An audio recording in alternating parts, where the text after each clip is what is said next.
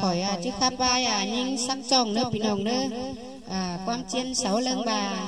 mà nhìn cầm mi lại mình nhìn mi cô nữa là mình nhìn mình nhang cang cái hua của ngân năm mi cô nữa cầm mình nhìn trong xanh mắn trên là khỏi chiếc khắp vai nhưng chắc chồng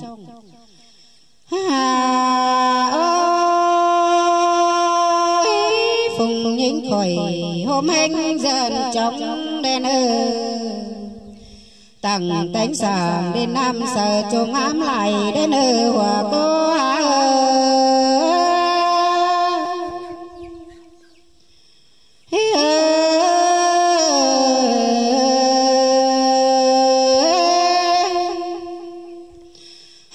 chẳng coi chẳng cần tí pa lâu giết ná nữ bé ngàn hồ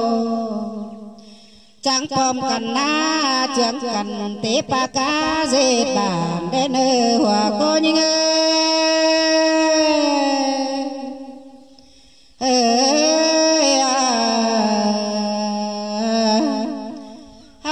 chẳng coi chẳng cần bản ao năm má nhưng pin nồng lên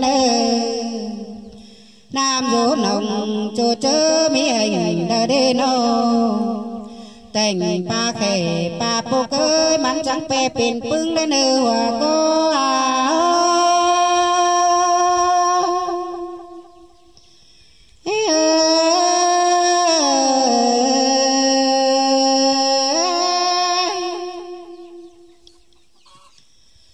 anh này là qua biển có số thanh tâm sàng lên chẳng quay khoảng mơ sai đâu bên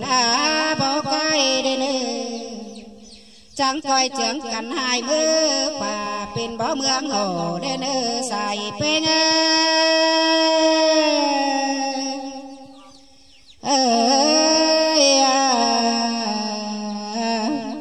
chẳng coi nàng giống rổ đeo ná nó nhịp đùa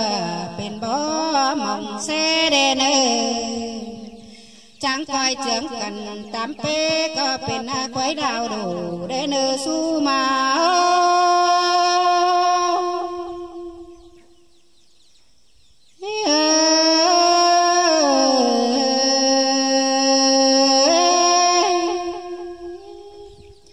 chẳng coi giờ nào phải xa cũng mềm hôm hao nơ nô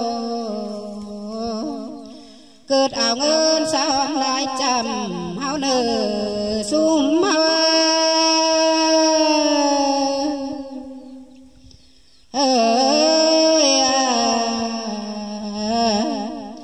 anh ba chẳng coi dịp xưa cầm mà đoa tòn khẽ sò la lên na muôn ổn in nhong nhó côn thầu để nơ hòa cô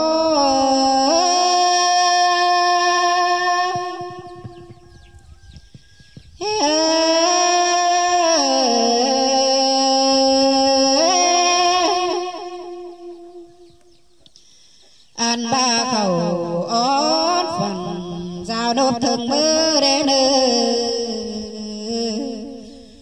anh ba lôi những trai nhớ sùng đã có ná sơ xiềng tê đô